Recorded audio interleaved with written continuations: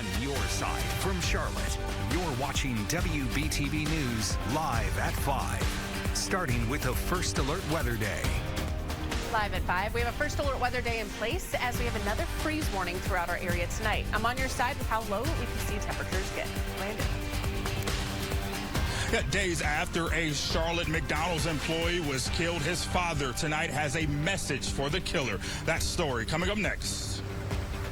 And finance officials are scrambling to stabilize the banking sector. We're on your side as lawmakers push to protect small businesses and customers. But first, we want to start with our forecast this evening as we're looking at a First Alert Weather Day to start off our week.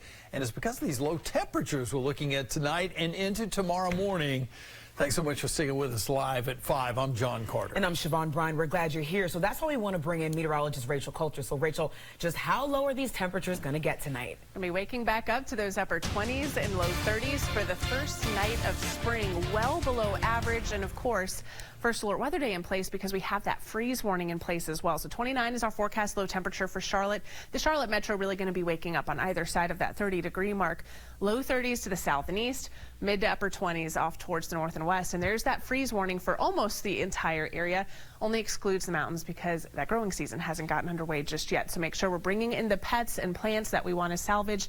And if you can't bring in some of those plants, make sure that you're covering them if you can. And we already woke up below freezing this morning. 30 degrees was that low temperature. 42 is where we should be starting off. So we had high temperatures in the 50s, should be reaching the 60s. And we're still in the 50s right now, unless you're listening in from Reedy Creek. 49 there, 54 in Charlotte, 52 degrees if you're listening in from the Belmont area. Most of us still in the 50s, but temperatures drop quickly tonight. But these winter-like conditions will be short-lived. A look at a very big warm-up that's on our way in just a few minutes, guys. All right, thanks, Rachel. We're live at 5. We're following a developing story out of South Charlotte this evening. A man was shot and killed at a McDonald's on South Boulevard. Charlotte-Mecklenburg police say LaCarte Roseboro Jr. died near the doorway of the restaurant only minutes after finishing his shift. And this is not the first violent incident that's happened at this McDonald's. October 9th of 2022, a person was taken to the hospital after shooting outside the fast food restaurant. Then almost 2 months later, on November 28th, a 30-year-old was killed in a shooting outside the very same McDonald's.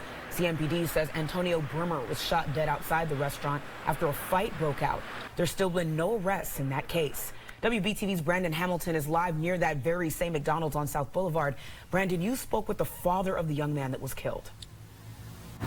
Siobhan, I did, and talking with Dad, we just talked about just how quickly these guns are being used in situations like this. Instead of just talking it out and both people living to see another day. Now, Dad told me his son had just got off of work when he was shot. Tonight, his message, put the guns down. I wake up every day with my son on my mind. A painful moment, reminiscing about the old times. I don't know what else to think about. As LaCarte Roseboro Sr. sits in his living room, When I told him, his mind is on his 23-year-old junior. it's the worst news I could hear. Like, I never wanted no parent or nothing to go through that. That's not how it's supposed to go.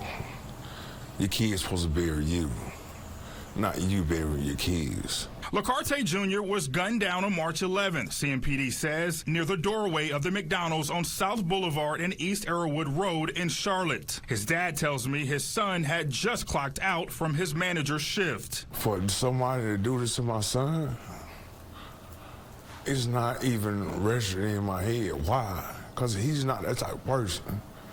He was a gentle person. He would help anybody. In recent months, this McDonald's location has seen its share of crime. In October, one person was shot.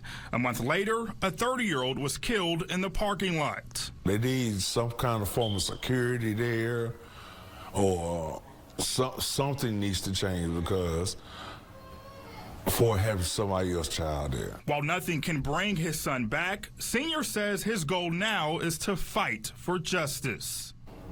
Why? For what reason? You could have talked to him. You could have said words and he would have brushed it off, and you could have lived to see another day. Like, my question is just why? And that why has not been answered. As of tonight, no arrests have been made. Now, the family has also started a GoFundMe page in part to help continue that push to stop the violence here in Charlotte. It's something Dad tells me he never thought he would be a part of. Now, I did reach out to this McDonald's location. They told me they don't comment and speak with the media. They told me to contact the corporate office. As of this evening, I have not received an email back from McDonald's corporate. We'll, of course, update you when that happens. But for now, reporting live in Charlotte, Brandon Hamilton, WBTV, on your side. The pain and confusion from that father is so palpable, Brandon. Thank you. John? Well, right now, a 17-year-old in Clover is facing serious charges after police say he shot and killed a 19-year-old. Police say they were called to Pinckney Street just before 1 a.m. yesterday morning, and that's when they say they found Keon Knox shot outside a home. He was pronounced dead at the scene. The teen was taken into custody and is now being held at the Moss Justice Center. A former Citadel cadet sentenced for his role in the January 6 Capitol riots. Elias Isery was sentenced to 14 days in prison and a $500 fine.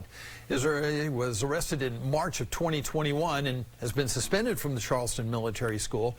Prosecutors were arguing for 45 days in prison and 60 hours of community service, but the defense argued for probation and community service, saying he didn't destroy anything and was inside the building for less than 30 minutes.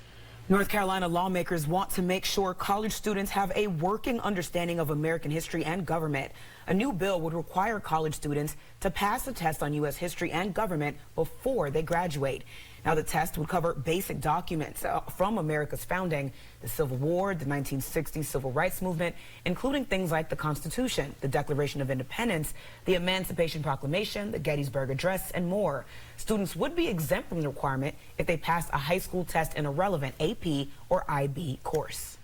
Tonight, we're going to be keeping an eye on the Gaston County Board of Education meeting as teachers and employees continue to deal with payroll issues some 14 months after they started. There's nothing specifically related to the issue on the agenda, but there is a public comment period, and that's where we've seen employees talk about how this has impacted them. We told you last week the North Carolina Association of Educators filed a lawsuit against the County Board of Education on behalf of teachers.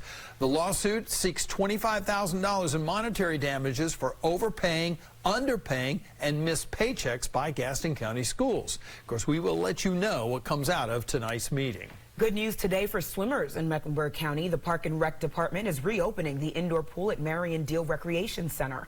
The pool was closed for renovations, and now it's back open for both fun and fitness. Park and Rec shared pictures of the renovations showing the 25-meter pool with 6 lanes. It'll be open Mondays, Wednesdays, Fridays, and Saturdays from 9 to 1 this first week. Then starting next Monday, it'll open in the evenings, Tuesdays and Thursdays from 5 till 8. Live at 5, trading on Wall Street held steady today, and that has many trying to bring back confidence in the banking sector. Shares of First Republic Bank took another hit today, though, even after a $30 billion infusion from a group of bigger firms last week. The FDIC extended its sale for Silicon Valley Bank, saying there's substantial interest from multiple parties. That bank's collapse is, of course, what started this latest banking crisis. But now reports show the Federal Reserve have been looking into allegedly risky practices at SVB since 2019. We need to get to the bottom of whether or not this is a supervisory problem, a regulatory problem, a bank mismanagement problem, perhaps all three. Well, now President Biden's calling for legislation that would hold top bank executives more directly accountable if their banks fail, including taking back some of their salary and barring them from working in the banking industry again. Tonight, we're hearing from one of 2 Americans who survived that violent kidnapping in Mexico. Eric Williams was one of 4 Americans taken hostage by suspected members of a drug cartel in Mexico earlier this month. The kidnappers allegedly killed 2 Americans, but Williams and Latavia McGee survived. Williams was shot in the leg and has undergone several surgeries to repair the damage. I'd like to thank everybody for the prayers and the donations for my speedy recovery. I just want y'all to know I'm very thankful and happy that people out there do care, even with stories they're being told that are not true. But I will address everything, so thank you. His family has set up a GoFundMe page to help pay for medical expenses. Mexican authorities have charged 6 people with the kidnappings. The cartel turned over 5 of its own members allegedly involved and apologized for the killings. Cracking down on the robo-texts that come to your phone constantly.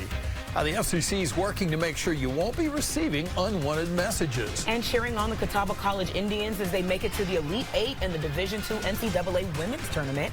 We're on your side as the college held a giant watch party to support their women players.